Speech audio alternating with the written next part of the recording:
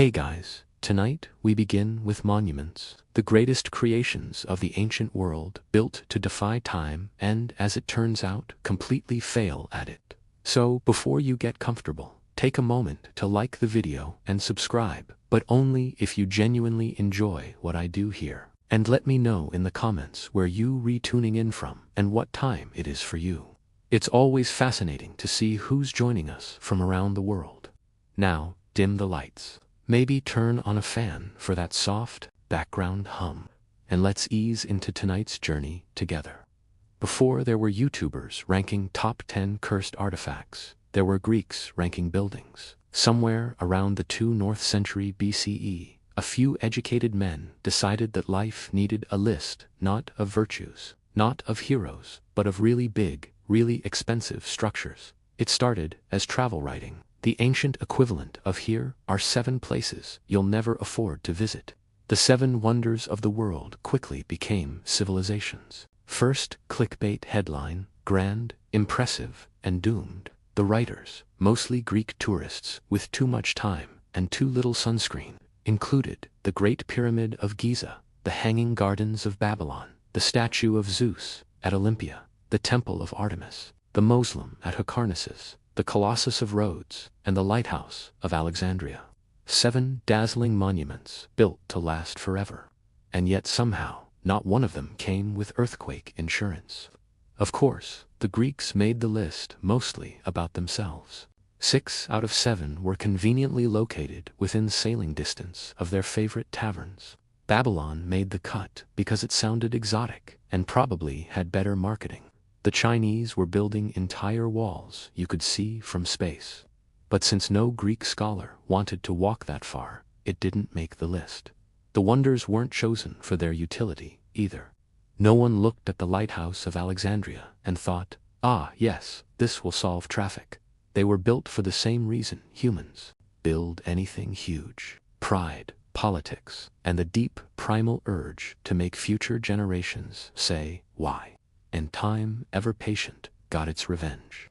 6 of the 7 were destroyed by fire, war, or natural disasters.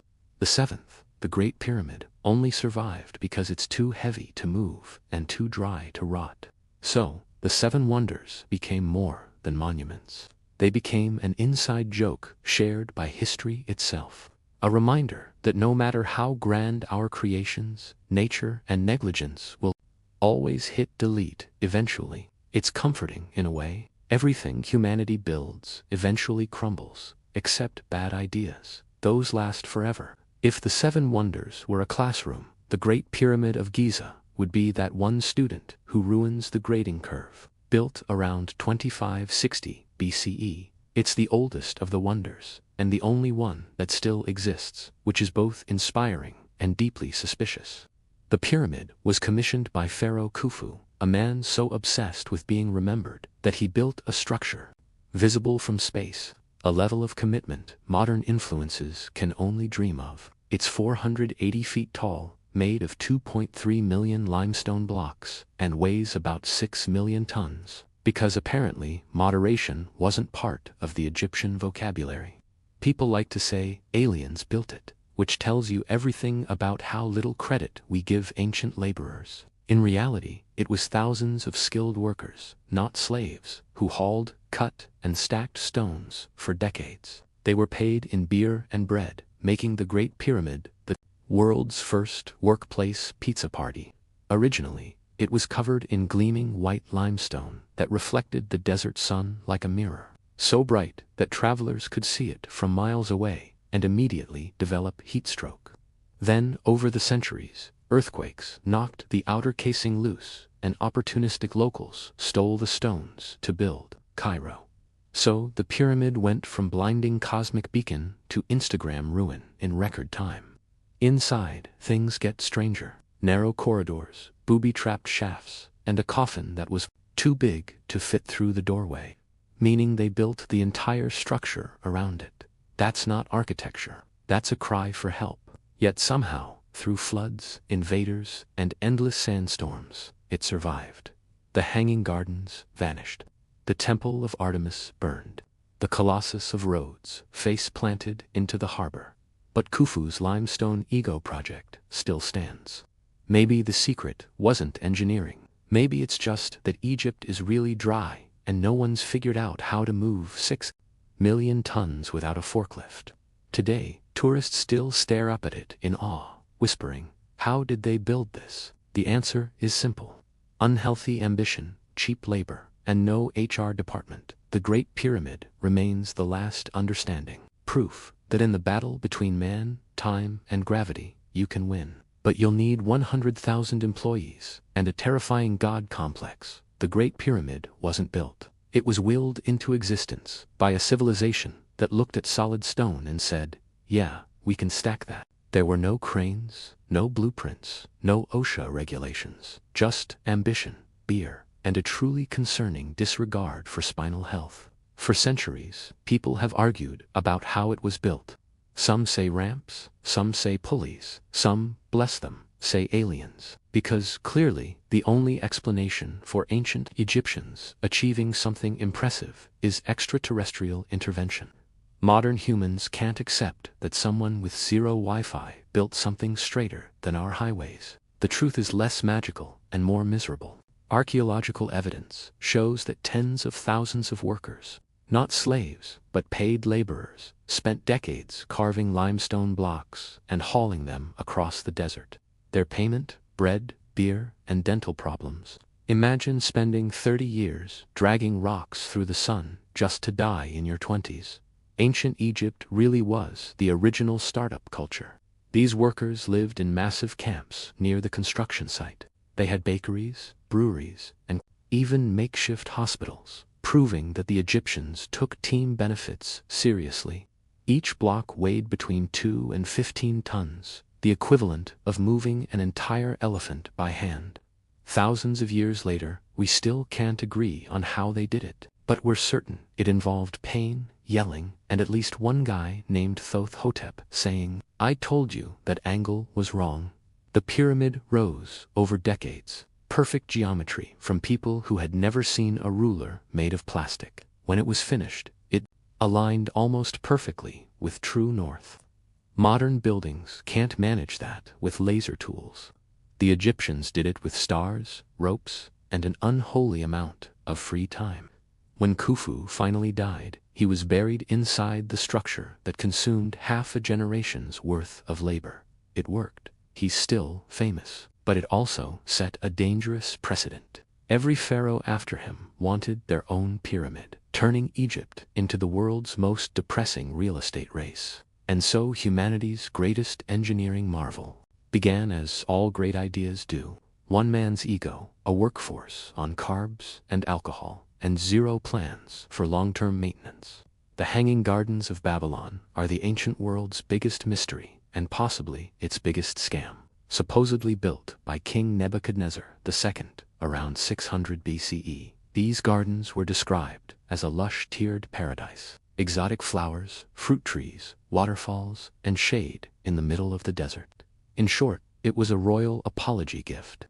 The story goes that Nebuchadnezzar's wife Amytis missed the green hills of her homeland, so he built her an artificial mountain covered in plants.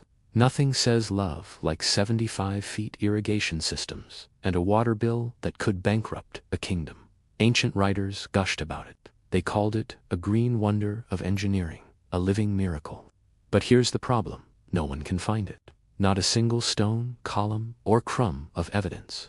Archaeologists have scoured Babylon for centuries and found dust. It's like the ancient world's version of Atlantis, majestic, inspiring, and suspiciously undocumented. Some historians think it wasn't in Babylon at all, but in Nineveh, built by the Assyrian king Sennacherib, who also had a thing for irrigation and showing off. Others think the Greeks just made it up entirely because they could unhandle the idea of Mesopotamians outdoing their architecture. Either way, the Hanging Gardens might have been the first case of history writing its own fanfiction. Let's be honest. The descriptions sound almost too good. Terraces hanging in the air, fountains running on some mysterious mechanical system, vines curling through the mist. Either ancient Mesopotamia invented hydroengineering 2,000 years too early, or someone was heavily embellishing for dramatic effect. If the gardens did exist, they were probably destroyed by earthquakes, wars, or sheer disbelief. Mud, brick, and constant watering. A genius combination for structural failure. Imagine trying to keep a skyscraper alive in a sandstorm. The ancient world called it a wonder. Modern engineers would call it a hazard. So, did the Hanging Gardens ever exist? Maybe, maybe not. But the story endured, which says something about humanity. We'll always prefer a beautiful lie to a boring truth. The Hanging Gardens remind us that sometimes the greatest wonder of all is how good we are at faking one. So after centuries of historians swooning over the Hanging Gardens, a tiny issue popped up. No one could actually find them. Babylon, for all its historical importance, turned out to be oddly short on lush terraces and palm-covered ruins. In fact, archaeologists found exactly zero evidence that such a thing ever existed. No stone foundations, no irrigation systems, not even a welcome to the garden sign. This left scholars with two options. Either the ancient world's greatest engineering marvel vanished without a trace, or someone made it up. Enter the plot twist. Some historians now believe the famous gardens weren't in Babylon at all, but in Nineveh, 300 meters away. That's right. We might have been praising the wrong city for 2,600 years. It's the ancient equivalent of giving the Eiffel Tower credit to Belgium. The theory comes from Assyrian records describing a palace with massive gardens, flowing water, and even an early irrigation system powered by screw pumps, the same ones the Greeks later credited to Archimedes. Translation: Nineveh may have invented water pressure and never got the patent. If true, it means the Greeks simply misheard the story and mixed up two entirely different empires. It wouldn't be the first time they exaggerated. These are the same people who thought Cyclopes existed and that Zeus personally handled the weather. Still, the mistake stuck because the Hanging Gardens of Nineveh just doesn't roll off the tongue. The Nineveh theory also ruins the romance. Babylon, hot, dusty, and doomed, was the perfect setting for a tragic love story. Nineveh was more of a military-industrial complex. So naturally, everyone preferred the version with flowers, not factories. It's a reminder that history is just gossip that survived long enough to get published. Maybe there were no hanging gardens at all. Just one Mesopotamian gardener bragging to the wrong Greek traveler. Yeah, my palace has waterfalls. Boom, world wonder. Either way, the gardens prove something essential about humanity. We'd rather believe in beauty that never existed than admit we lost track of reality somewhere. Between Babylon and wishful thinking, after the Hanging Gardens' possible non-existence, Greece decided to restore faith in humanity's architectural ego with something that definitely existed. A massive golden ivory statue of Zeus sitting on a throne the size of an apartment complex, built around 435 BCE by Phidias, the same sculptor who decorated the Parthenon. The statue of Zeus at Olympia was the ultimate flex in divine branding. He didn't just carve the king of gods, he upholstered him. The body was ivory, the robe was hammered gold, and the throne was encrusted with gems and mythical beasts. It was less holy sight and more Olympian Versace showroom. People traveled from across Greece to see it. Some wept at its beauty, others fainted from the sheer scale. According to ancient reports, Zeus looked so Lee-like that one visitor claimed he felt the god's presence in the room, which, let's be honest, probably means the ventilation was terrible. The statue sat in a temple at Olympia for nearly 1,000 years. But gold and ivory don't age well, especially in a wooden building lit by oil lamps. Fires, humidity, and earthquakes all tried to ruin it. But the Greeks, being stubborn, just kept polishing it. Eventually, when the Roman Empire took over, they decided to move Zeus to Constantinople, presumably to keep him safe from people who believed in him too much. That didn't go well. A fire destroyed the palace it was housed in. And Zeus, ironic as ever, was finally struck down by the very element he ruled over in myth. Imagine surviving centuries of war, only to lose everything to bad wiring. Today, all that's left are coins and descriptions from writers who probably exaggerated.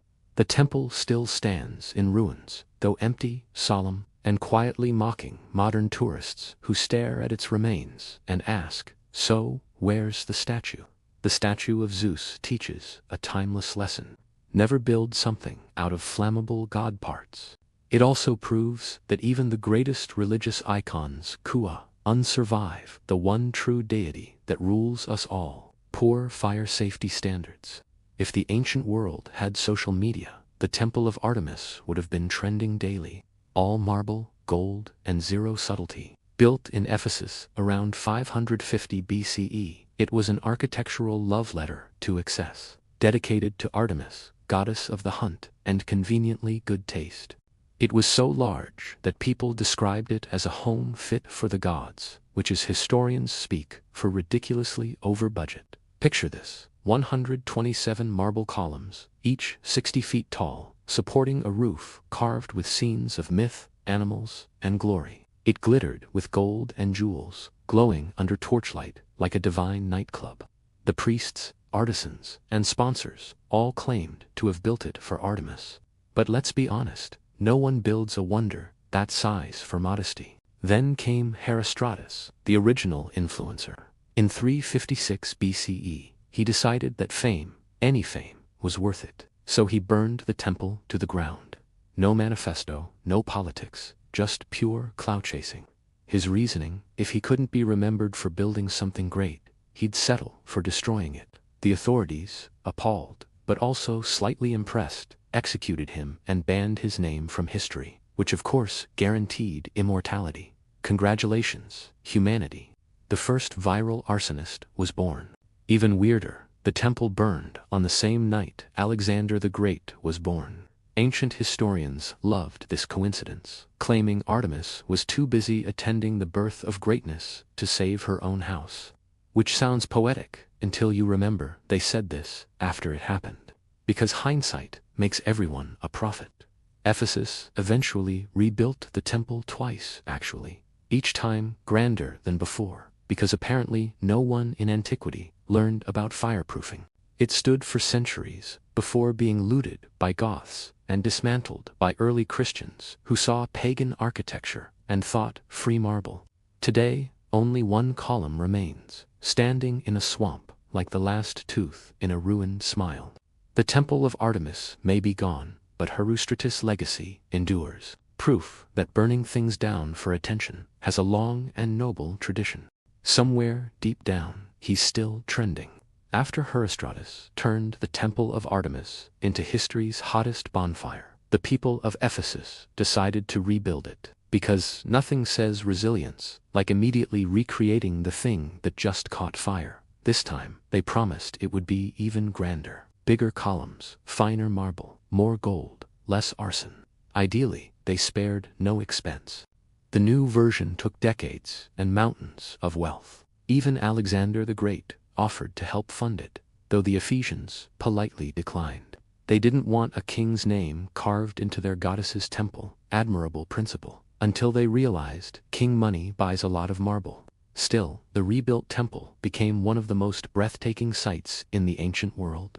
Visitors described its marble columns as glowing pink in the dawn, white at noon, and silver under the moonlight.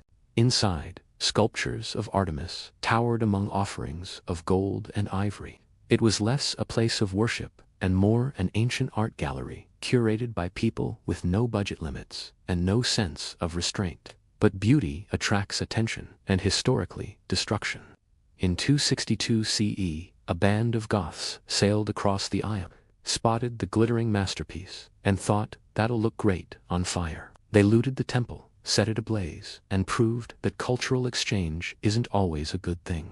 The Ephesians tried to rebuild again, but by then the empire was crumbling and Christianity was on the rise. Pagan temples fell out of fashion. The marble was stripped, repurposed, and carried off to build churches and fortresses, recycling in the most brutal sense. By the Middle Ages, the temple was gone.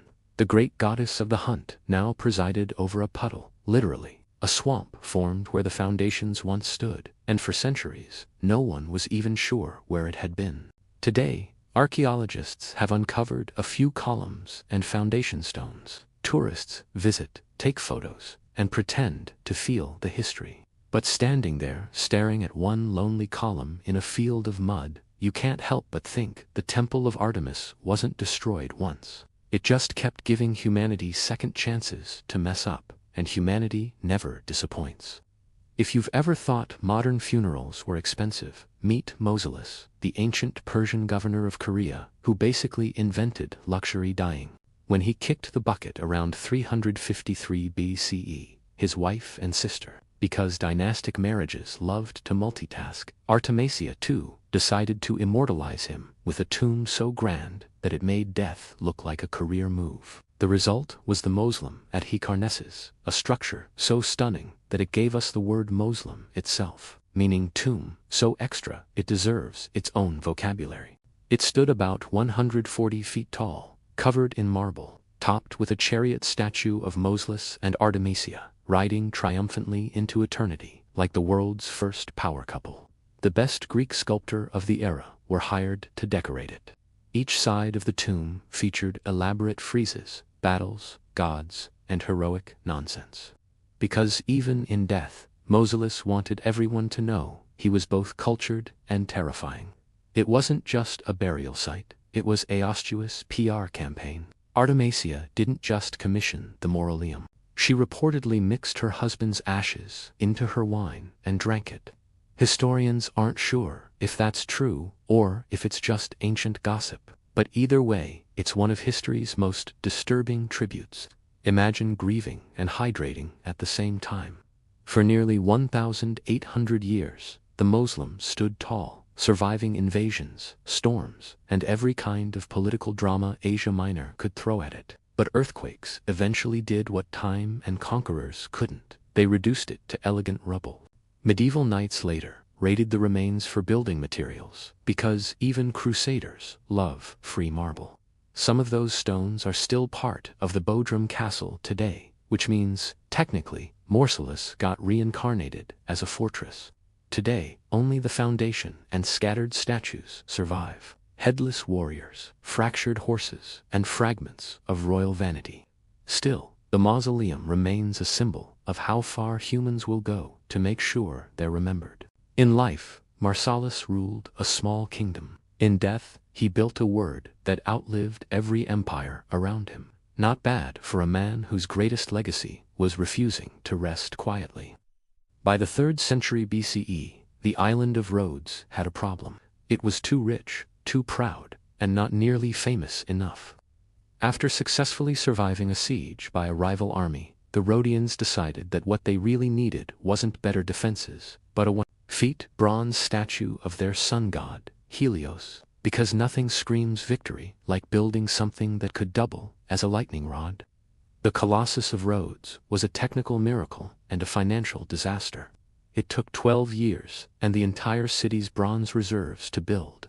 When it was done, the thing towered over the harbor, gleaming in the sunlight like a divine supermodel. Accounts say it was so tall, ships could supposedly sail between its legs, which is nonsense, but exactly the kind of nonsense ancient writers loved. If anything, it stood beside the harbor, not over it, unless the Rhodians also invented skyhooks, built by the sculptor Charles of Lindos. The statue was hollow, a copper shell, reinforced with iron, and weighted with stones. It was an incredible achievement for a people who didn't even have power tools. And for about 56 glorious years, Rhodes was the selfie capital of the ancient world. Then, in 226 BCE, an earthquake hit. One tremor later, the Colossus was face down in the harbor, broken at the knees. Which is poetic, given how many gods in Greek mythology were humbled the same way. The Rhodians saw this as divine punishment and decided not to rebuild, probably realizing that giant metal legs weren't a structural innovation. Still, the fallen Colossus became a tourist attraction in its own right. Ancient travelers wrote that even lying in ruins, it was awe-inspiring. Each finger bigger than a man, each limb a mountain of bronze. For 800 years, it stayed that way until invaders eventually melted it down and sold the scraps. Allegedly, it took 900 camels to haul away the remains. A fitting end for something built purely out of ego and excellent craftsmanship. The Colossus of Rhodes lasted barely half a century, but in that short time it became a metaphor for humanity itself, impressive, expensive, and absolutely terrible at standing upright for long. When the Colossus of Rhodes collapsed in 226 BCE, most cities would have called it a tragedy. Rhodes, however, called it a tourist attraction. For nearly 800 years, people sailed across the Mediterranean just to gawk at the fallen remains. A god sprawled across the harbor like a cautionary tale about overconfidence. Writers claimed that even in pieces, it was breathtaking. Each thumb was the size of a man. The broken knees were higher than most rooftops. The Rhodians, being practical people, left the statue exactly where it fell. Moving 100 feet of bronze was too expensive, and besides, it looked dramatic. Imagine living in a city where your main landmark was a giant corpse made of metal. That's ancient urban planning at its finest. The Oracle of Delhi eventually declared that rebuilding the Colossus would offend Helios, the sun god himself. A convenient excuse when you can't afford another one, so Rhodes let it be. The statue stayed on the ground, gathering admiration, myths, and probably a few seagulls. But bronze doesn't stay idle forever. In 654 CE, an army from Syria under Muawiyah captured Rhodes. Seeing the giant remains, they did what any sensible conqueror would: recycled them. The statue was melted down and sold as scrap metal to a merchant from Edur, according to later sources. It took 900 camels to carry all the bronze away, though ancient historians loved round numbers almost as much as exaggeration. And just like that, one of humanity's grandest creations became a literal commodity. Imagine standing before one of the 7 wonders of the world and thinking, yeah, this would make a great frying pan. But that's the story of civilization. We build wonders to show our greatness, then sell them for parts when rent's due. Ironically, this recycling spree ensured the Colossus outlived itself. Its metal was melted, reforged, and scattered across centuries. Bits of Helios ending up in weapons, tools, and maybe even jewelry. In death, the statue finally achieved immortality, just not the kind its creators imagined. The Colossus of Rhodes may have fallen, but it still shines, just in smaller, more affordable pieces. If the ancient world had a most likely to succeed award, it would have gone to the Lighthouse of Alexandria, the one wonder that actually served a practical purpose. Built around 280 BCE CE on the island of Pharos, it wasn't just a monument, it was GPS before GPS. It guided ships safely into Egypt's bustling harbor, prevented wrecks, and doubled as a 350 feet tall flex, saying, "Welcome to Alexandria. We're smarter than you." Commissioned by Tommy I and finished under his son Tommy II. The lighthouse was designed by Sorstrauss of Canidus, a man whose job title was probably architect, but whose soul screamed overachiever. It was built in 3 tiers, a square base, an octagonal middle, and a cylindrical top, because when you're inventing skyscrapers 2,000 years early, symmetry is optional. At its peak blazed an open flame amplified by polished bronze mirrors that reflected light across the sea. According to some accounts, it could be seen from 30 meters away, which, if true, means it was either incredibly bright or ancient sailors had excellent eyesight. Others claim the mirrors could focus sunlight and set enemy ships on fire, basically an ancient death ray. More likely, it was just the world's first overpowered porchlight, but like every wonder, it came with maintenance issues. Storms battered it, salt eroded its walls, and the occasional seagull probably set off small fires. Over the centuries, the structure endured countless earthquakes until it didn't. Between the 10th and 14th centuries, repeated quakes finally brought it down in slow motion. First the top, then the middle, and finally, the base, a millennial-long demolition nobody asked for. The remains sank beneath the harbor, where they rested quietly for 700 years. Rediscovered only in the 1990s by underwater archaeologists who probably felt like kids finding buried treasure. Massive granite blocks, carved statues, even the colossal foundation stones, all still there, as if the sea had been guarding them. The lighthouse of Alexandria didn't just shine for ships. It symbolized human genius and our inability to leave well enough alone. We reached for the stars, built a lighthouse to ward them, and then forgot to earthquake-proof it. The lighthouse of Alexandria didn't collapse all at once. It died slowly, like most great ideas do. The first earthquake hit in 956 CE, cracking the base. Locals patched it up with the ancient equivalent of duct tape and optimism. Then came more quakes in 1303 and 1323, both so strong they flattened entire sections of Egypt's coast. The lighthouse, after standing tall for over 1,000 years, finally gave in and sank beneath the waves. And just like that, the brightest creation of the ancient world was gone. Undone not by war or greed, but by geology. The irony is almost too poetic. A monument built to defy nature, slowly reclaimed by it. The sea, patient as ever, took back what humanity borrowed. By the time the Mamluks ruled Egypt, the ruins of the lighthouse were little more than coral-coated stones at the bottom of the harbor.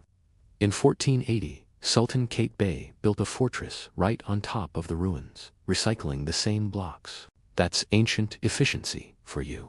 If it's already in the water, just build on it. The fort of Kite Bay still stands today, technically making it the lighthouse's third career after navigation and underwater archaeology. For centuries, sailors still claim to see strange lights flickering beneath the waves near pharaohs, ghost stories, perhaps, or just the way history glows faintly, even when buried. It's fitting, really. The lighthouse began as a symbol of human ambition and ended as an invisible legend beneath the tide. What makes its story special isn't just the brilliance of its design, but the absurdity of its endurance. It lasted nearly 1,500 years, longer than most nations, empires, or religions. It outlived the Tamais, the Romans, the Byzantines, and half of recorded patience. When it finally fell, nobody rebuilt it. The world had moved on to cathedrals, castles, and gunpowder. Light had become divine again, not architectural. But somewhere under the Mediterranean, in that murky green twilight, lies a reminder. Even the brightest things fade. Sometimes gracefully, sometimes with a splash. The lighthouse of Alexandria didn't just collapse, it bowed out, as all wonders eventually do. One tremor, one wave, one sigh of the earth at a time. By the time the lighthouse of Alexandria crumbled into the sea, the other 6 wonders had already packed up and left the stage. Fires, earthquakes, and human stupidity had taken care of them all. Only one remained, the Great Pyramid of Giza, standing alone in the desert, like that one coworker who actually reads the company emails. It's poetic, really. The oldest of the 7 wonders turned out to be the only survivor, while its marble-clad cousins drowned, burned, or got repurposed into fortresses. The pyramid just sat there for 4,000 years, quietly refusing to fall apart. No miracles, no divine protection, just good engineering and the world's driest climate. The irony, the Great Pyramid wasn't even supposed to be the most glamorous. To the Greeks, it was ancient even in their time, old, dusty, and lacking artistic flair. But sometimes durability wins over beauty. The pyramid outlasted them all by simply existing where nothing grows, nothing floods, and no one could afford to move 6 million tons of limestone. For centuries, it survived wars, tomb robbers, and the occasional Napoleon visit. The Arabs stripped its outer limestone casing for city construction, turning Giza's dazzling white beacon into the sand-colored mountain we know today. And yet, even naked, it remains magnificent. A monument so mathematically precise that it's aligned almost perfectly with true north, something modern architects still occasionally mess up, even with laser tools and coffee. The other wonders had purpose: temples, tombs, shrines, tourist traps. The pyramid's only job was to guard a dead man's ego, and somehow that's the one thing humanity built to last. You could argue that's fitting. Nothing survives longer than vanity. Today, The Great Pyramid still stares down the centuries while tourists queue up to take blurry photos and conspiracy theorists debate how it was built. It's the last monument of a list that time tried to erase. The original overachiever, still showing up when everyone else called in dead. Every other wonder became a ghost. The Great Pyramid, it's still on duty, quietly outliving kings, conquerors, and the attention span of civilization itself. So, what really happened to the 7 wonders of the world? Fire, earthquakes, greed, and the unstoppable march of time. Otherwise known as the 4 horsemen of poor planning. We built monuments to eternity and then watched them crumble like overconfident sandcastles. The Great Pyramid survived not because it was divine, but because it had the common sense to sit in the desert and mind its own business. The rest, they fell to a familiar pattern. Humans building too big, too proud, and too close to fault lines. The Hanging Gardens may never have existed. The Temple of Artemis was burned for attention. The statue of Zeus melted in a fire, proving that gold and ivory make better jewelry than architecture. The Moslem collapsed under earthquakes and irony. The Colossus of Rhodes met gravity halfway, and the Lighthouse of Alexandria drowned in its own brilliance. Yet their stories survived, exaggerated, retold, half lost in translation, half invented out of pride. Humanity's greatest monuments are really just the most stubborn rumors. Maybe that's the secret. A wonder only truly dies when people stop telling the story. In their ruins lies a message we keep ignoring. Every empire builds things to last forever. Temples, palaces, brands, and every empire eventually learns that forever has a short attention span.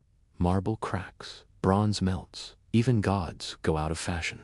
The only thing that endures is the desire to build again, just to see if maybe this time we'll get it right. Still, there's beauty in that failure. The 7 wonders weren't about perfection, they were about defiance. Each one said, "We were here," and when time erased them, it didn't feel like defeat. It felt inevitable, like watching your masterpiece wash away at sunset, and knowing someone somewhere will start sculpting again tomorrow. The ruins remind us that greatness is temporary, but the impulse to chase it isn't. Humanity's legacy isn't what we built, it's that we kept building, even after everything fell apart. And perhaps that's the real 8th wonder of the world. Our ability to repeat the same mistake beautifully every single time. Kyoto's Gion district shimmered under the glow of thousands of lanterns, each one reflecting off the lacquered wood of tea-house doors and silk parasols gliding through narrow alleys. Inside those walls of rice paper and cedar, another world began when the sun sank. A world where laughter, poetry, and longing intertwined like smoke from burning incense. These were the pleasure houses of Edeto, Japan, places where time slowed and reality dissolved into art. But they were not dens of lust. Not exactly. They were sanctuaries of illusion, where pleasure was performed like theater, and intimacy was elevated to ritual. Men came not to touch, but to dream. Behind every sliding door waited not a mistress, but a muse. A woman trained in music, poetry, and wit.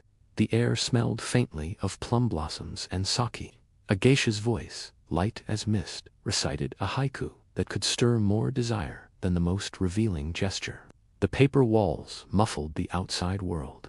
The clang of samurai armor, the merchants haggling in the streets, the gossip of courtiers, all vanished once you stepped inside. Here, a client might sit cross-legged on tatami mats, heart racing as a woman poured him tea, never meeting his eyes directly. The act itself, the pause, the silence, the sound of fabric brushing across the floor, carried more tension than any embrace could. Every movement had meaning. Every look was choreography. To outsiders, it was an enigma. How could something so restrained feel so intimate? But to those who understood the rules, every unspoken moment was electric. Pleasure was never about exposure. It was about suggestion. In this floating world, Yukayo, as the Japanese called it, beauty lived in impermanence. The geisha's performance was fleeting, like cherry blossoms carried by wind. The pleasure house existed to capture that fleeting beauty, to turn the ephemeral into memory. When dawn arrived, the paper walls glowed once more, revealing the truth. Nothing within them had been real. Yet for one night, within that dimly lit room filled with music and longing, illusion had been enough. That was the secret of a Detto pleasure, not indulgence, but the exquisite art of restraint. Eki, the soul of Edito's sensual world, was more than a word. It was a philosophy, a code, and a form of rebellion wrapped in elegance. Born in the merchant quarters of the 17th century, Eki shaped how men and women moved, spoke, and even desired. It rejected excess and vulgarity, favoring simplicity, grace, and subtle charm. To be Eki was to master the art of almost, of hinting, not showing, of feeling, not taking. A geisha's power came not from beauty alone, but from this mastery of suggestion. Her glance could linger for just a breath longer than expected, never enough to break propriety, but enough to spark a quiet fire. When she poured sake, her sleeve slipped just enough to show the curve of a wrist, an accident too deliberate to be chance. Her laughter, soft and knowing, told the guest that she understood him better than he understood himself. That was Ike to balance on the edge between desire and denial without falling. Unlike the courtesans of the high-ranking Yujo houses, whose allure was wrapped in ornament and luxury, the geisha embodied restraint. She wore muted colors instead of gaudy golds, spoke through poetry instead of promises. Her sensuality came from refinement, from how she moved, how she listened, how she carried silence. The Iki woman didn't chase attention. She drew it as effortlessly as the moon pulls the tide. In the dim light of the Oja tea house, the merchant who had spent his day haggling over rice or silk found himself disarmed. Here wealth and status mattered less than wit and conversation. To match a geisha's intellect was often more intoxicating than touching her skin. Many left poorer in coin but richer in longing, carrying home the memory of a single glance that haunted them more than any embrace could. Iki became Eidu's secret aesthetic, the invisible perfume that lingered over every fan dance, every haiku, every song played on the shamisen. It was the antidote to vulgarity and the quiet. Rebellion against a rigid world. In the pleasure houses where illusion was law, Iki was the highest form of truth, proof that the finest pleasures were never taken, only imagined. Before a geisha could step into the candlelight, years of discipline shaped her into something beyond mortal charm, an artist of illusion. The courtesan's craft was a delicate alchemy, blending art, etiquette, and theater into a single fluid performance. From the moment she was apprenticed as a mo, her education began. Dance, calligraphy, flower, arranging shamisen poetry, and most elusive of all, conversation. Every skill existed to refine the art of emotional control. Her geisha's allure was not a natural gift. It was constructed layer by layer, like the silks she wore. Her speech had to flow like music, her gestures as deliberate as brushstrokes on parchment. She learned to laugh softly, never loudly, to pause mid-sentence, just long enough to let her listener lean closer, to walk so silently that her presence felt like a drifting fragrance. What others called seduction, she called balance. The okiya or geisha house functioned like a finishing school and a cage. The okaisen, the house mother, ran it with the precision of a general. Debts were high, freedom rare. Each girl owed years of training, kimono costs, and performance fees. Yet, within those constraints, many found power. A successful geisha could command more respect and wealth than most merchants, her wit sharper than a sword, her grace more disarming than any weapon. When she entertained guests at the Oza Shiki banquets, she became both mirror and mask. She could flatter a samurai's ego, match a poet's rhythm, or tease a merchant into laughter that emptied his purse. The pleasure she offered wasn't physical, it was intellectual intoxication. Each exchange was a game of subtlety, where the first to speak of desire lost the match. Her appearance completed the illusion. The heavy white makeup, the crimson lips, the intricate kanzashi hairpins, all symbols of transformation. She became an archetype, a living poem. her real self, hidden behind ritual. The courtesan's craft was above all the art of distance, to make men feel they were closer than they truly were, to create an intimacy built not on touch, but on imagination. For in Ito's pleasure houses, fantasy was the only truth, and the geisha its perfect illusionist. To call the Ideto pleasure houses brothel was to misunderstand them entirely. They were theaters, and the courtesans their leading actresses. Every evening, as lanterns flickered alive, the yukaku licensed quarters transformed into a stage where illusion was everything. Guests did not simply arrive for indulgence. They came to be transported to escape the rigid codes of the samurai era into a dream spun of silk and song. The night would begin with ritual, slippers removed, egos set aside. The guest was led through narrow corridors lined with painted screens, images of cranes, plum blossoms, and moonlit rivers, each chosen to stir emotion before a single word was spoken. Then came the sound of the shamisen.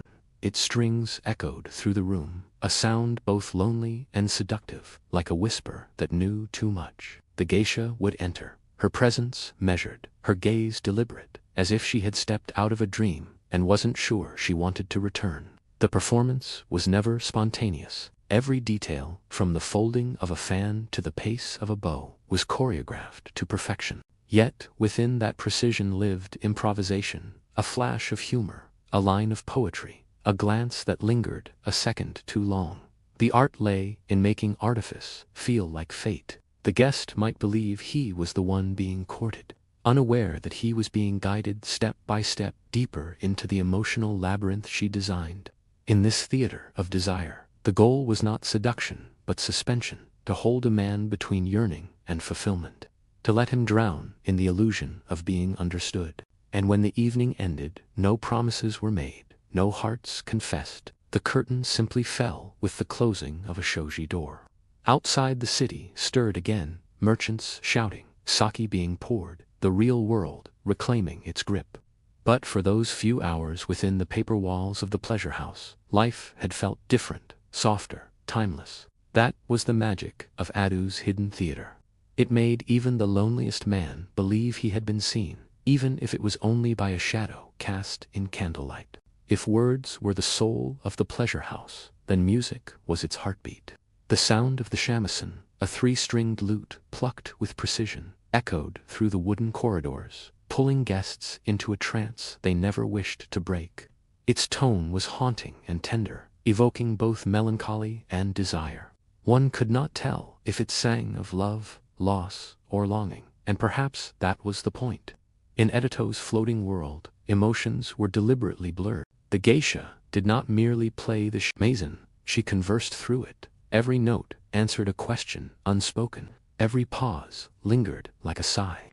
When she performed the kuta, short lyrical songs of the city's heart, she drew from the rhythm of everyday life, the rustle of kimonos, the flutter of fans, the faint rain on the tiled rooftops. Her music was not about performance. It was about communion, about sharing the hidden pulse of feeling that language could not express. The audience listened, not as spectators, but as participants. The merchant who had spent his day counting coins now sat still, feeling the trembling strings stir something money could never buy. The samurai, who once knew only the clash of swords, found a different kind of battle here, one fought in rhythm and silence. The geisha's power was not to dominate, but to disarm, to make her listener forget the outside world entirely. Other sounds joined the shamisen, the delicate tap of a hand drum, the whisper of a folding fan, the faint laughter of women behind screens. Together, they formed a living composition, a soundscape of desire, civility, and play. Every house had its own ensemble, each piece finely tuned to create an atmosphere that walked the line between the sacred and the sensual. For in Edito's pleasure quarters, seduction was never loud. It was music that stayed behind in the guest's mind long after he left. A melody that resurfaced when he smelled incense or saw the flicker of a paper lantern. The song did not end with the night. It lived on in memory. And that was the geisha's truest art, to compose not with sound but with the lingering ache of silence.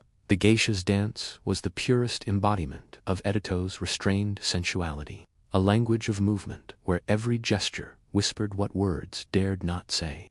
Under the soft glow of lanterns, she appeared in layers of silk that seemed to breathe with her, each fold and color carefully chosen to evoke emotion. Her fan opened like a secret. Her eyes followed its arc, and with one turn of the wrist, she could make a man believe time itself had stopped. This was the slow and deliberate dance that demanded precision and patience.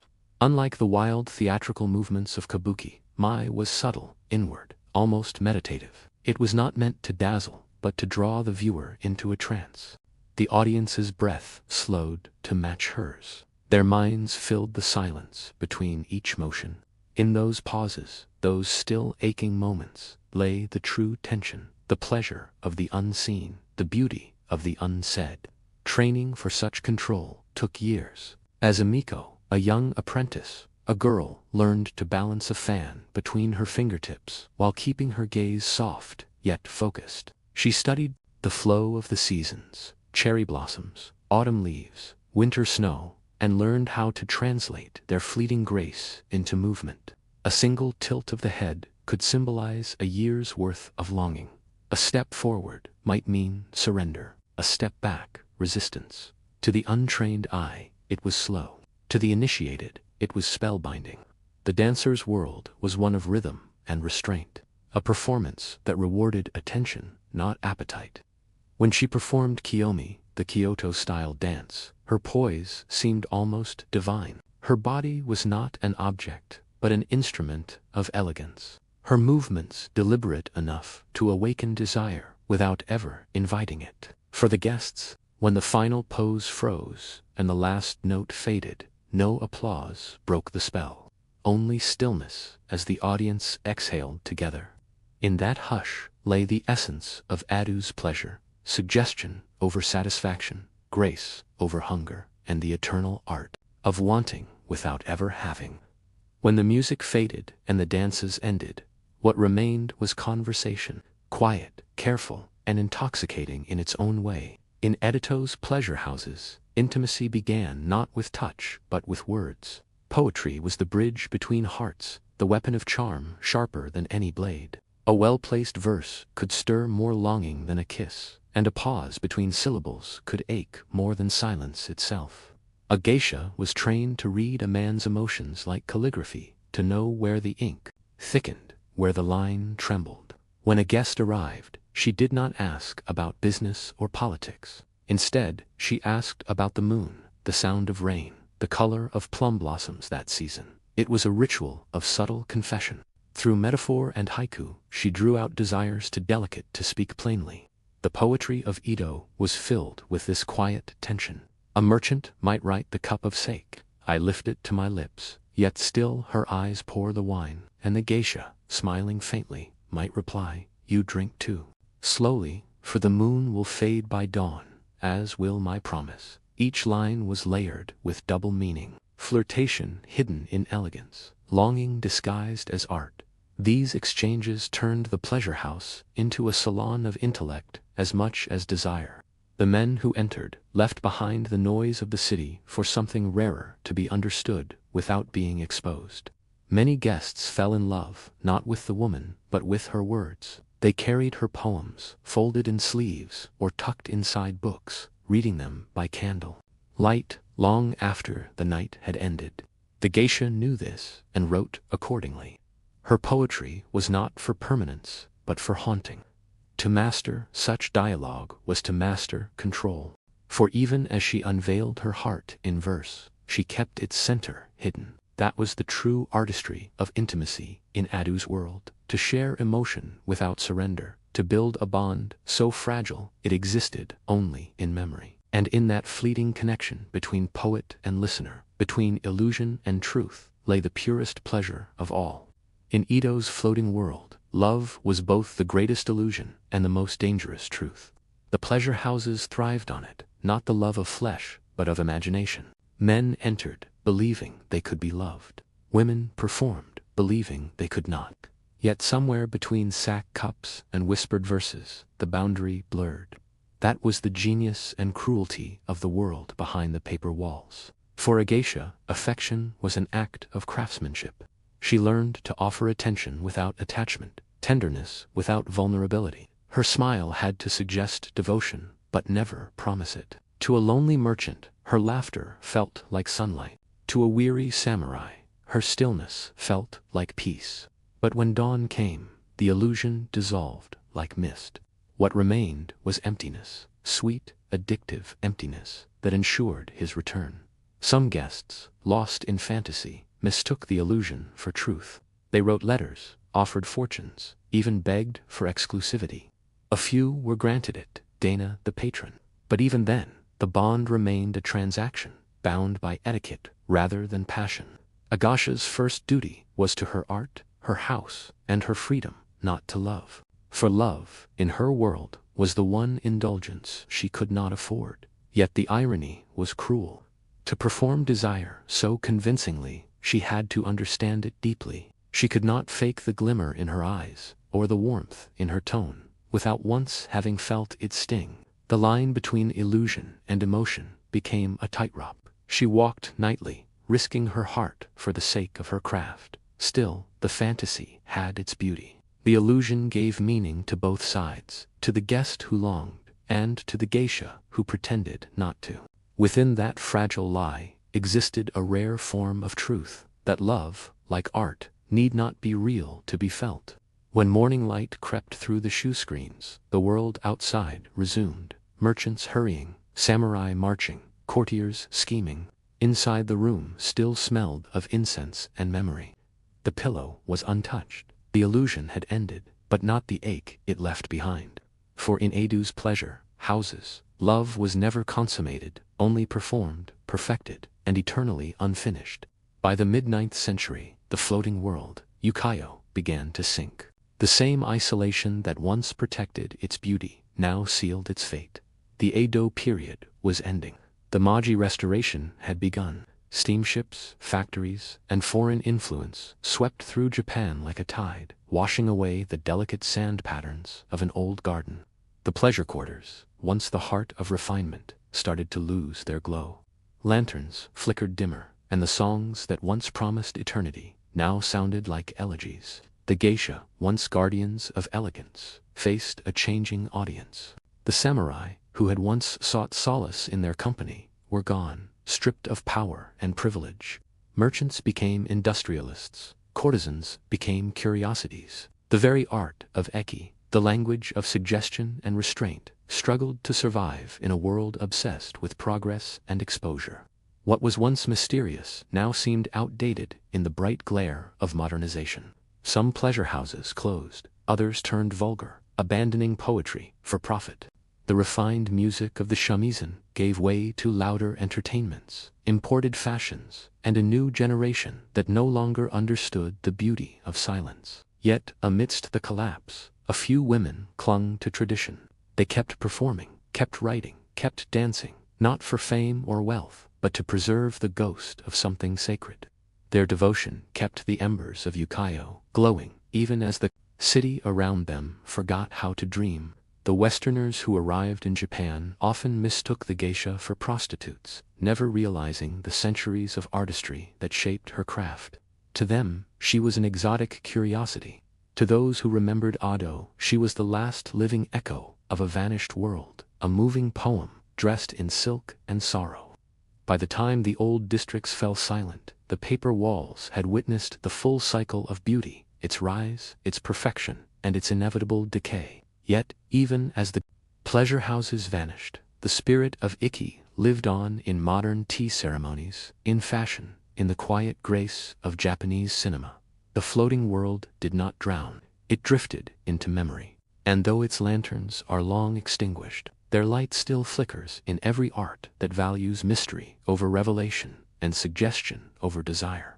In the steaming jungles of Mesoamerica, long before the rise of Rome or Athens, the Maya built stone arenas where gods and men shared the same ground. These were not mere courts of play. They were sacred battlegrounds known as pock fields, where the stakes were nothing less than cosmic balance. Every match was a ritual reenactment of the eternal struggle between light and darkness, life and death, the sun and the shadow that devoured it each night. The ball court itself was a microcosm of the Maya universe. Its narrow shape mirrored the path of the sun as it traveled through the heavens and into the underworld. The walls rose like the edges of reality, their carved serpent heads swallowing the echoes of the rubber ball, a sound the Maya likened to thunder, the pulse of divine life. To step into that court was to enter the realm of gods, where every motion had meaning and every mistake could draw blood.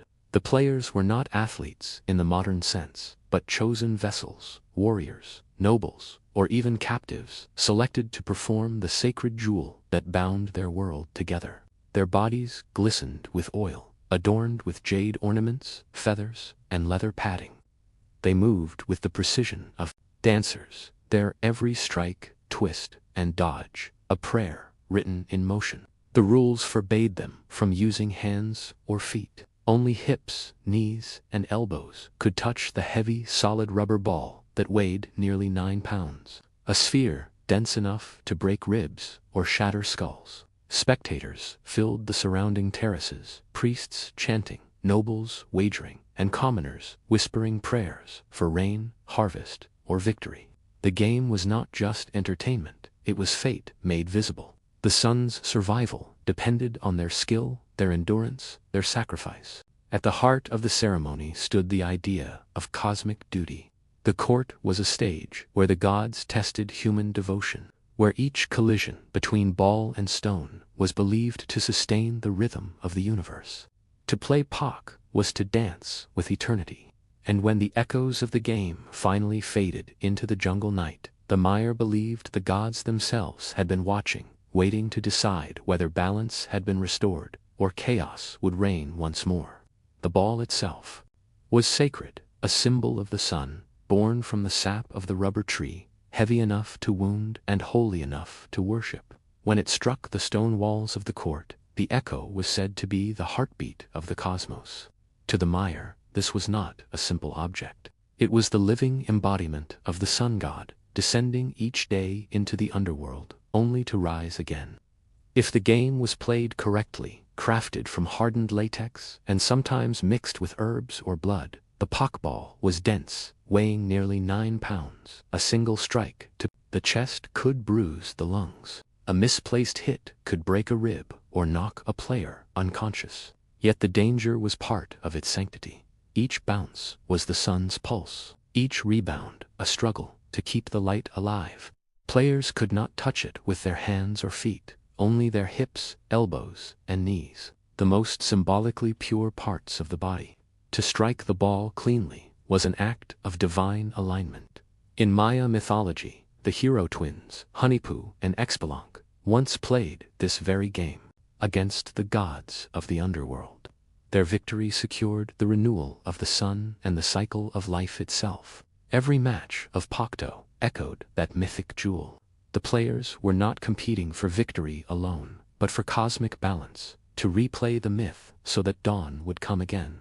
Before each match, priests anointed the ball with offerings, maize, flour, copal, incense, or even the blood of the players. The ceremony blurred the line between game and ritual. Once the ball was cast into play, all laughter ceased. It was no longer sport. It was the movement of the universe itself. Spectators held their breath as the ball ricocheted between bodies and stone. The rhythm of the match became hypnotic, as if time bent to its pulse. Each successful strike drew cheers that echoed through the city, for it meant the sun had not yet fallen into darkness. To lose control of the ball was to lose light, to fail the gods. For in the world of the Mer, every game was a sunrise, waiting to be won. To play Pakup was to step into the skin of the gods. The men chosen for the court were not mere athletes. They were warriors, nobles, and sometimes captives marked by fate. Each match blurred the line between sport and sacrifice, glory and doom. For the Maya, the players embodied cosmic forces, the sun's champions battling the shadows that sought to devour it. Before the match, they purified their bodies with smoke and prayer. Priests painted sacred glyphs on their chests, invoking divine strength.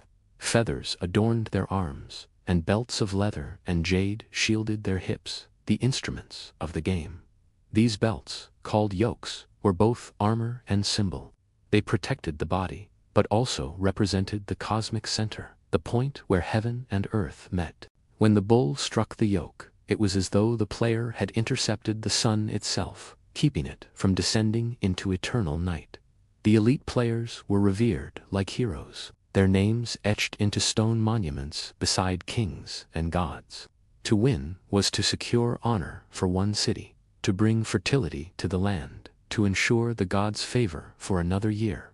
But victory could also mean death. Some scholars believe that in the most sacred games, the winners, not the losers, were sacrificed. To die after victory was not tragedy, it was transcendence. The blood of the triumphant was believed to nourish the gods, ensuring the continued cycle of life and light. Yet the opposite fate could befall prisoners of war. Defeated captives were sometimes forced into the game as doomed participants, their failure symbolizing the triumph of darkness. Their deaths reminded all who watched that the sun's journey was never guaranteed. It depended on courage, endurance, and divine grace. When the players entered the court, silence fell. They moved like celestial bodies, each motion deliberate, each impact echoing through stone and time. The crowd knew they were witnessing more than a match. It was a reenactment of the universe's most sacred drama. The warriors of the sun played not for fame or survival, but for balance itself, for the fragile light that separated existence from the eternal shadow waiting beyond the walls. No game of Pak began without blood. To the Maya, blood was life, the bridge between mortal flesh and divine power. It was the currency with which humans repaid the gods for the gift of creation. Before the first strike of the ball, priests would anoint the court with sacred offerings, maize, jade, dust, and drops of human blood drawn through ritual piercing. The players, too, offered themselves, pricking their tongues or earlobes so that the gods might bless the match. The air hung heavy with incense, smoke, and reverence. The crowd gathered not merely to watch, but to witness a sacred negotiation. The game decided not who was stronger, but whether the balance of the world still held. Every successful strike meant the sun still burned. Every miss hinted at the creeping victory of darkness. The chants of priests mixed with the sound of the ball, each echo reverberating like a heartbeat through the stone walls. When the match ended, glory demanded blood. Once more, the sacrifice, whether of the victorious or the defeated, was the climax of the ritual. Some Maya cities, like Chichen Itza, depicted scenes of victorious players holding the decapitated heads of their opponents, from which serpents, symbols of life and renewal, emerged instead of blood. Death in this context was transformation, not punishment. The sacrificed body became an offering to the gods, ensuring the continuation of the cosmic cycle. The method of sacrifice was itself a ceremony. Victims were purified, painted, and adorned before being led to the altar. The executioner's blade was sacred obsidian, its edge sharp enough to divide the veil between life and eternity. The moment of death was believed to release divine energy, a burst of light returning to the heavens. For the Maya, to die upon the bull court was to transcend mortality. It meant joining the hero twins in their mythic triumph over the underworld, becoming part of the sun's eternal voyage. Those who shed blood did not lose, they fulfilled their purpose. And when the crimson flowed into the cracks of the stone, the priests declared the gods satisfied. The game ended, not with cheers, but with silence, the solemn calm of a universe briefly restored to balance. As the game unfolded, every strike of the ball mirrored a myth far older than any city, the journey of the sun through Sabalba, the Maya underworld. This was the realm of shadows, ruled by death gods who delighted in deceit and pain. To the Maya, the ball court was not just a field of play, it was the threshold between worlds. When the ball rolled along the stone floor, it symbolized the sun descending into darkness. When it rose again, rebounding toward the sky, It became the dawn reborn. The myth of the hero twins, Hanakpu and Xpelunk, gave divine meaning to every movement. In the sacred texts of the Popol Vuh, the twins were summoned to Chabala to play against the underworld lords who sought to destroy them. The gods of death cheated, deceived, and set impossible traps. Yet the twins used wit, courage, and sacrifice to triumph, ultimately resurrecting themselves as the sun and the moon. The ball game was their story eternalized, a living ritual to ensure that light would always return after night. To the Maya spectators, this was not entertainment, but participation. When they watched the players dive, collide, and strike the ball, they were witnessing the cosmic struggle replayed, the same drama that kept the universe alive. The players were avatars of the hero twins, their movements choreographed by destiny, their sweat mingled with divine purpose. Even the architecture of the court was designed as a symbolic gateway. The rings through which the ball was sometimes cast were placed high upon the walls, circles representing portals to the heavens. But the narrow alleys and deep shadows of the court symbolized Chabala itself. To miss the mark, to let the ball fall dead on the ground, was to let the sun vanish into the underworld forever. At night, when the torches burned low and the game ended, the court would fall silent, a stone wound in the heart of the city. The Mer believed the spirits of the dead players lingered there, forever replaying the divine match beyond mortal sight. And as long as the echoes of Pakto Pak rang through the jungle, it meant the sun's light and life itself had not yet been lost to the shadows. Across the Maya world, from Kipan to Chichen Itzá, hundreds of ball courts stood as monuments to faith and geometry. They were built not for comfort or spectacle, but for alignment with the cosmos. Each arena was a fusion of engineering, astronomy, and theology, a stage where mortals could touch eternity. The walls were steep, smooth, and unforgiving, amplifying every sound until it seemed the gods themselves were listening. The largest courts could stretch more than 500 feet long, their limestone surfaces polished by centuries of ritual. The shape was always the same, a long, narrow corridor framed by two parallel walls, forming the outline of the Maya glyph for sky. The open ends symbolized the passage between life and death, while the center, where the ball struck and rebounded, represented the axis of the world, the meeting point of heaven, earth, and the underworld. In cities like Chaikonadar, the court was surrounded by carvings that made its purpose unmistakable. Reliefs depicted armored players, coiled serpents, and decapitated figures, sprouting vines, the unmistakable sign that death led to rebirth.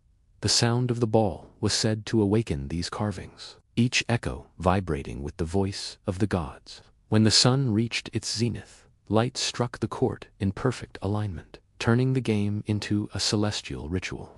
The acoustics were deliberate. A single clap or shout could bounce between the walls and return amplified, an architectural invocation. Archaeologists have noted that at some courts the echo mimics the call of the sacred Quetzal bird, the symbol of freedom and divine light. To the Maya, this was no coincidence. It was communication between realms, proof that their architecture was not merely physical but spiritual. Every detail had meaning. The stairs, where priests stood to oversee the match, represented ascension to the heavens.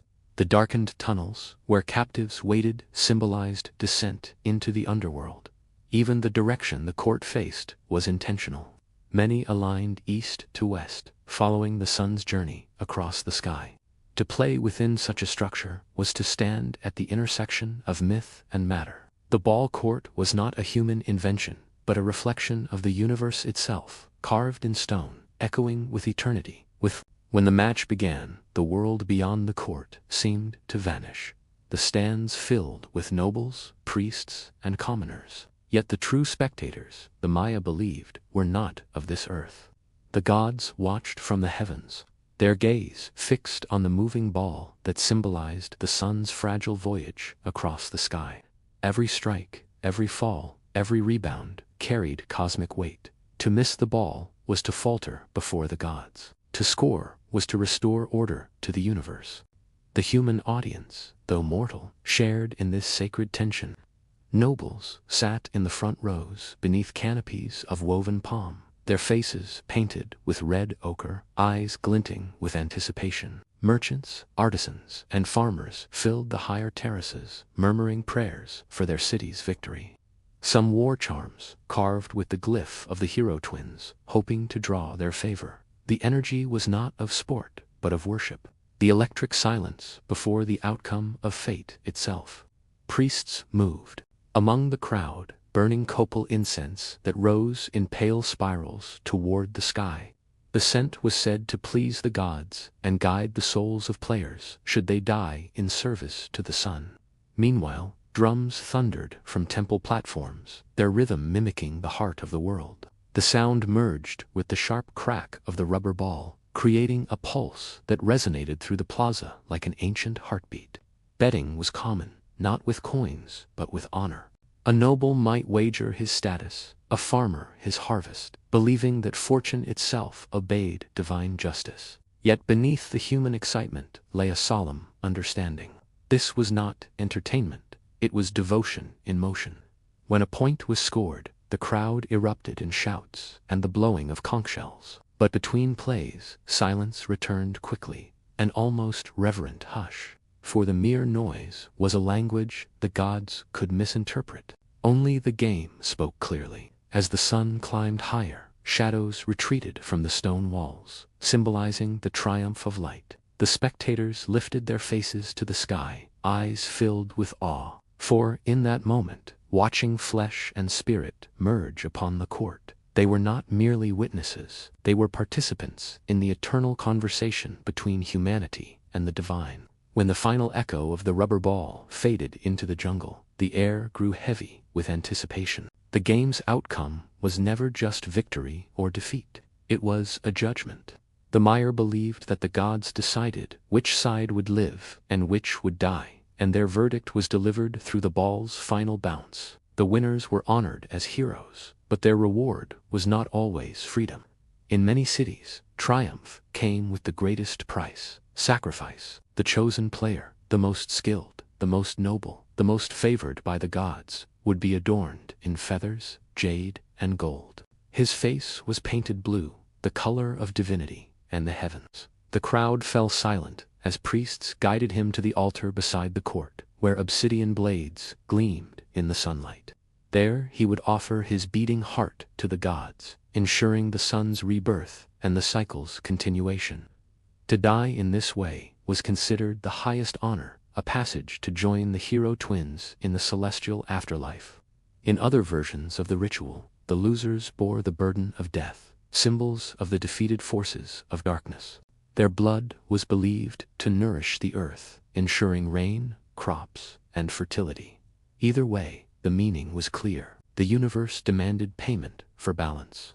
Victory and death were two sides of the same sacred coin. After the sacrifice, the priests painted the court with fresh blood, tracing symbols of renewal, serpents, maize, and suns. The smell of copal incense thickened the air, mingling with the iron tang of sacrifice. Drums beat softly, not in celebration, but in solemn rhythm, as if echoing the heartbeat that had just ceased. The people bowed their heads, not in mourning, but in reverence. The fallen player's name would be remembered, his deeds carved into stone reliefs along the court walls. His spirit, it was believed, rose with the dawn, guiding the sun through its perilous path across the heavens. His death was not an end, but a transformation, the final play in the cosmic game. When the crowd dispersed and silence returned, the court stood empty once more, a sacred threshold awaiting the next duel between light and shadow, life and sacrifice, victory and eternity.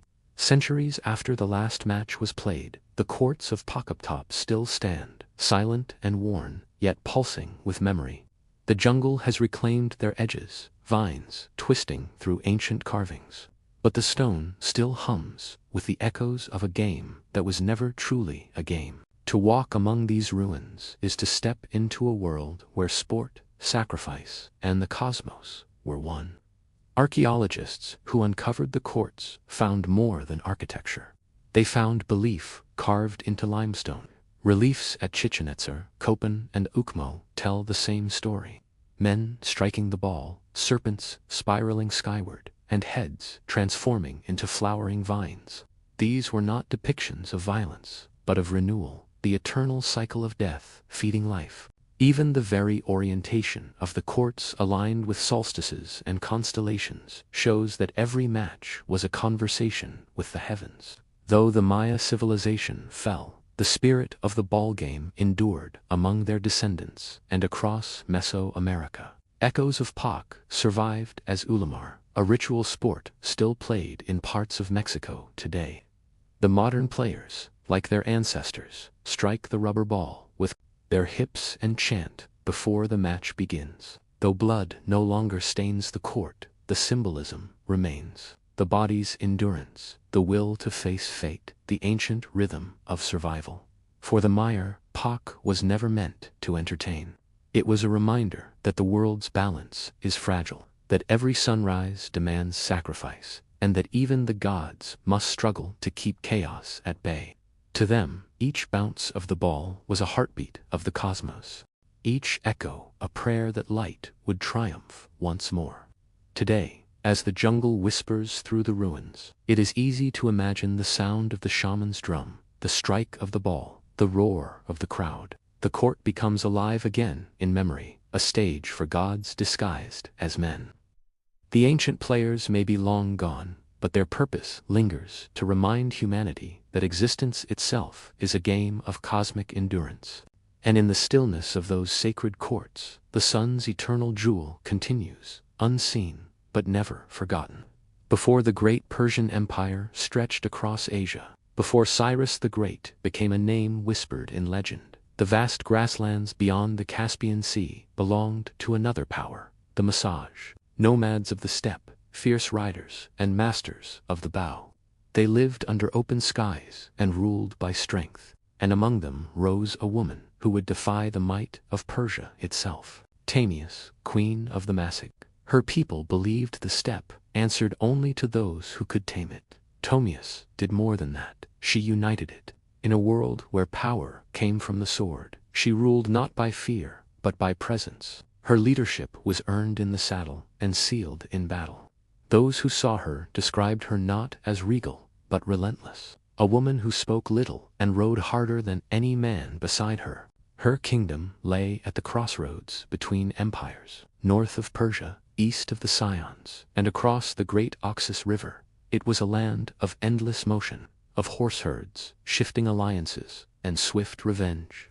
For years, the Massagate had remained untamed, their independence preserved by the vastness of the steppe.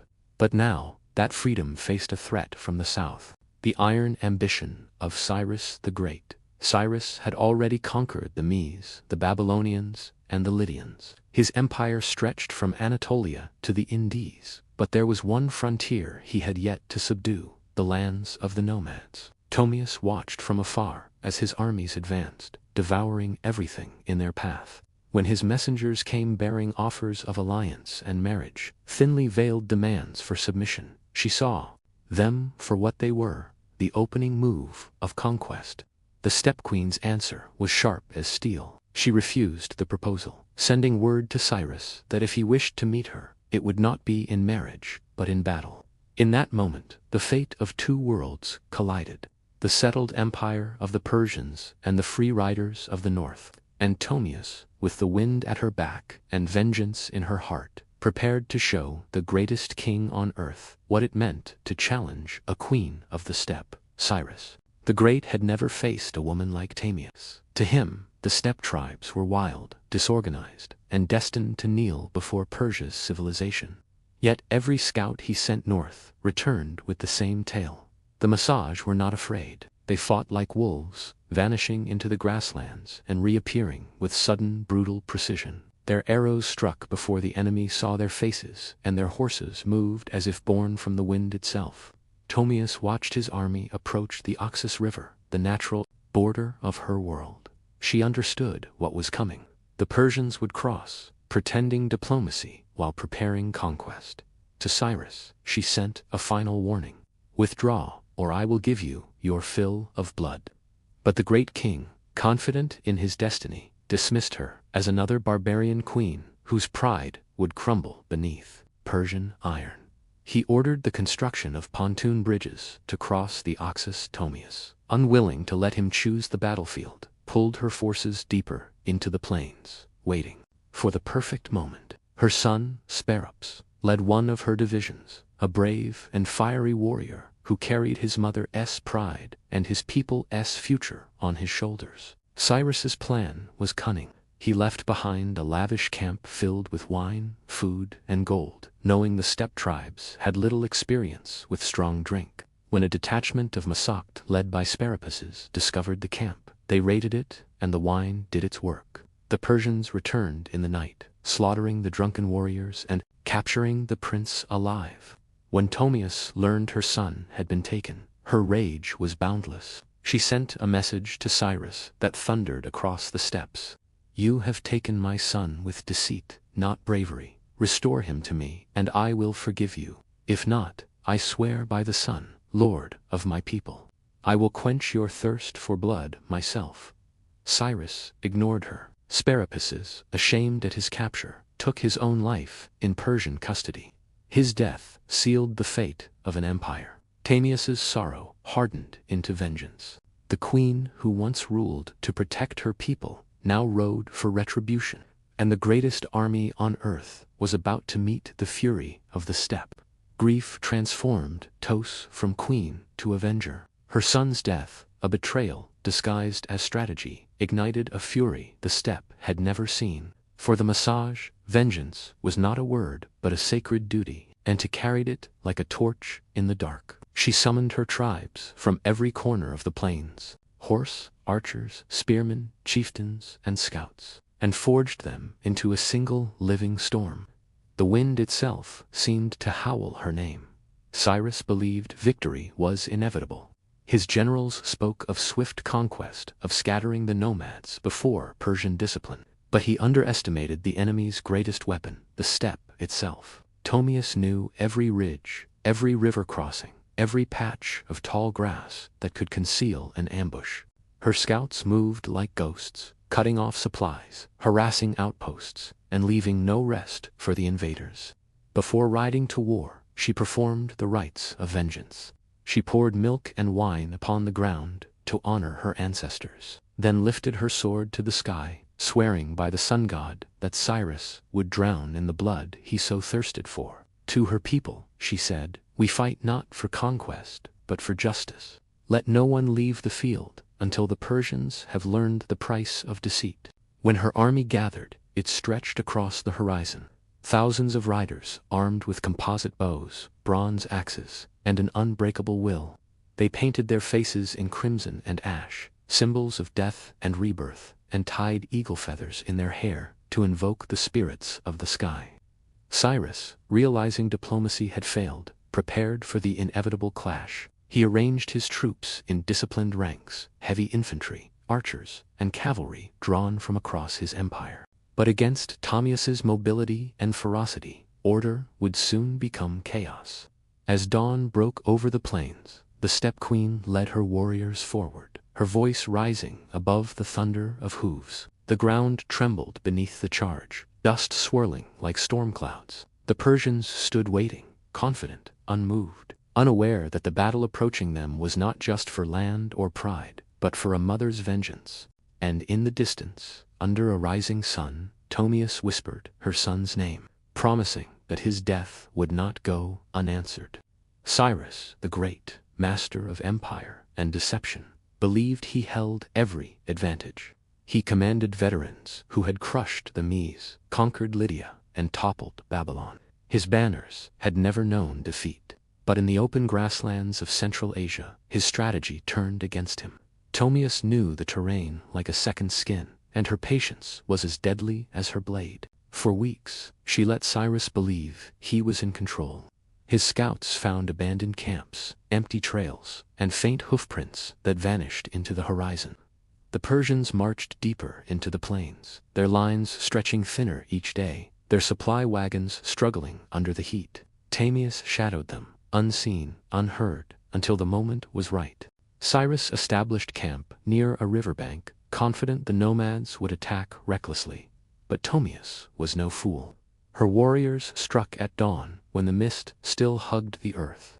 Arrows darkened the sky before the Persians even raised their shields. The Massage charged like a living storm, their horsemen circling the Persian flanks in perfect unison. Spears shattered, horses screamed, and the once ordered ranks of Cyrus's army dissolved into chaos. The Persians fought valiantly, but the battlefield was not their home. They were soldiers of cities and walls. Tamius's people were born of the wild, their endurance unmatched. The queen herself rode at the front, her armor gleaming with sunlight, her bow unhinged. Those who survived swore they saw her like a vision, golden hair whipping in the wind, her eyes cold as steel, her war cry echoing across the plains. When the dust settled, the Persian camp was drenched in blood. Thousands of Cyrus's men lay dead, their banners trampled beneath hooves. The great king himself, the man who had conquered half the known world, was nowhere to be found. Tamius searched the battlefield until she found his fallen body among the corpses. He had fought bravely, but the gods had already decided his fate. She ordered his head severed, placed it in a skin filled with blood, and spoke the words that would echo through history. "Drink your fill of blood as you always thirsted for it." The steppe had claimed an empire, and the queen's vengeance was complete. When the sun rose over the battlefield, the wind carried only silence. The silence of thousands who would never rise again. The once invincible Persian army, conqueror of nations and destroyer of kingdoms, lay broken beneath the hooves of Thomas's riders. In the chaos and smoke, the great King Cyrus had met the end he had long defied. The man who had united the Persians, Medes, and Babylonians was now just another body among the fallen, his crimson cloak stained with the dust of the steppe. Cyrus's death shocked the ancient world. No foe before had managed to halt his conquests, let alone destroy his army. But Tamius had not only defeated him, she had humiliated him. Her vengeance had been both personal and cosmic, a rebalancing of the scales. After deceit and death, she took no pleasure in it, only justice. To her, Cyrus's fall was not a triumph of pride, but a restoration of honor. The queen stood over his body as the morning light touched the plain. The Persians had brought gold, silk, and banners, bearing the symbols of empire, all now meaningless trinkets. She gave orders for the burial of the fallen, both Persian and Massage. Her people did not gloat. They believed the spirits of the dead, even enemies, demanded respect. Yet the final act of vengeance remained, and Tomius made sure the world would remember it. She commanded that Cyrus's severed head be placed in a wineskin filled with human blood. When it was brought before her, she spoke to it as if he could still hear. "Had you lived, I would have shown you mercy. But your thirst for conquest was never sated. Now drink your fill, and let the gods judge you." Word of her deed spread quickly, carried by merchants, prisoners, and survivors who fled across the empire. In Persia, they called it tragedy. In the steppes, they called it justice.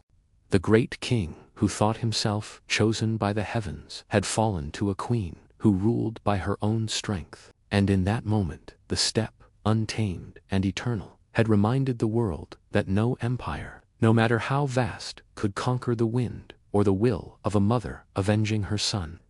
In the aftermath of the battle, the world trembled with disbelief. The mightiest conqueror of the age had been destroyed not by another empire, but by a queen of the steppes, a woman whose people lived without cities, thrones, or walls. Tomias's victory shattered the illusion of Persian invincibility. She had proven that freedom, born from the vast grasslands and the endless sky, could stand against the discipline of empire. The Persians, stunned and leaderless, withdrew from the north. The survivors carried with them the tale of their defeat, a tale so haunting that even centuries later it reached the ears of Herodotus, who immortalized her name. To the Greeks, she became a symbol of barbarian courage, a queen who rose from the wilderness to humble civilization itself. But to her people, she was more than legend. She was justice made flesh. Tomius ordered the burial of her son, spar gapes, in a place of honor beneath an open sky, where the wind could forever sing his name. She built no monuments, no palaces. Her legacy was not carved in stone, but carried in story, retold around campfires, and passed from rider to rider across the steppes. Her vengeance had not only avenged her child, but preserved her people's freedom for generations to come. Diplomats and envoys later came from distant lands, offering tribute or seeking alliances. Some sought to test her again, but none dared to invade. The Massage Te under Tomius became the guardians of the northern frontier. Her people feared for their ferocity and respected for their queen's unshakable resolve. Even in old age, Tomius remained a figure of awe. The younger warriors of the tribe would whisper her name with reverence, saying she had the strength of 10 men and the wisdom of the gods. She rode until her final years, her bow always close, her eyes still sharp as the edge of a blade. In her lifetime, empires rose and fell, but none dared to challenge her again. She had killed a king and silenced an empire. Yet her story was not one of conquest, it was one of defiance. Tomius had proven that courage needs no crown, and that even the greatest kings must one day bow before the fury of a mother's love. News of Tomius's triumph spread far beyond the steppes. Traders from Bactria carried the tale down the Silk Road, while Persian exiles whispered it in Babylon and Sardis. To some, it was a cautionary story that even the greatest ruler can fall through pride. To others, it was a hymn to vengeance, proof that justice could strike even the mightiest. Wherever it traveled, the name Tamius became synonymous with defiance, and her legend grew with every retelling. In Greece, the historian Herodotus recorded her deeds with awe. He described her as a queen more courageous than any man of her time, the woman who avenged her son by drowning the great king in blood. To the Hellenic mind, she was the living embodiment of Nemesis, divine retribution sent to humble a conqueror who thought himself beyond fate. Poets turned her into myth, painting her as a goddess of war, riding beneath an endless sky, her arrows tipped with justice. In Persia, however, her name became a wound. Cyrus had been the founder of their empire, a man regarded as nearly divine. To admit his defeat was to question destiny itself. The Persian scribes softened the story. Some claimed he died in another campaign, others that his soul ascended peacefully to the heavens. But among the soldiers who had survived that bloody day, there was no forgetting the truth. They spoke of the queen who struck from the north like a thunderstorm and left no empire untouched. Across Central Asia, Thomas became a guardian spirit of the steppes. Nomads told their children that she rode with the wind, watching over the free peoples of the plains. Warriors prayed to her before battle, asking for her ferocity and her unbending heart. Even centuries later, when new conquerors arose, Alexander, Genghis, Tamerlane, her legend lingered, a whisper of warning to those who sought to rule the world by force. Tamius was no longer just a woman or a queen, she was the spirit of resistance itself. Her story transcended time, surviving in songs, carvings, and memory. And as her legend spread, one truth remained constant. Kingdoms fade, empires crumble, but the echo of courage never dies. Long after her death, Tomius became more than a memory. She became the spirit of the steppe itself. Her people, the Maya, continued to live, as they always had, free, fierce, and loyal only to the open sky. But her legend outlived her tribe, echoing through generations of nomads who crossed those same wind-swept plains. Every queen who took up the bow, every warrior who rode into battle against tyranny carried a fragment of Tamiris within them. No monuments were built in her name, no marble statues carved to preserve her likeness. Yet her story endured in a way stone never could, passed in songs, campfire tales, and the breath of storytellers who rode from village to village. In the dark nights of the steppe, when the stars burned bright and the wolves howled across the plains, the old women would tell the children how the queen who lost her son took vengeance on the world's greatest king. Over time, her legend blended with myth, Some said she was taken by the gods after her victory, lifted into the heavens as a guardian of the sun. Others claimed her spirit still rode the steppe winds, appearing in storms to warn those who sought to enslave her people. Persian chroniclers tried to erase her. Greek historians immortalized her, and Central Asian poets turned her into a symbol, not of vengeance alone, but of freedom that can never be conquered. For centuries, empires rose and fell on the same soil where she once rode. The Achaemenids gave way to the Parthians to the Mongols, and the Mongols to the Timurids, each one believing themselves eternal. Yet in the heart of every conqueror who crossed the steppe, there lingered an unease, a whisper on the wind that carried her name, Tammuz. She was a queen who ruled without a throne, fought without fear, and died without defeat. Her vengeance may have begun with blood, but her legacy lived through courage. As long as the steppe stretched beneath the endless sky, the tale of the woman who defied an empire would never fade. The Persians built monuments. Tomius became one. Millennia have passed since Tammuz rode across the steppes, but her story refuses to fade. History, written mostly by men and kings, tried to bury her beneath the dust of time. Yet her name endures like a heartbeat beneath the soil. Every empire that came after Persia carried her memory as both a warning and a myth. Beware the wrath of a woman wronged, and never mistake patience for weakness.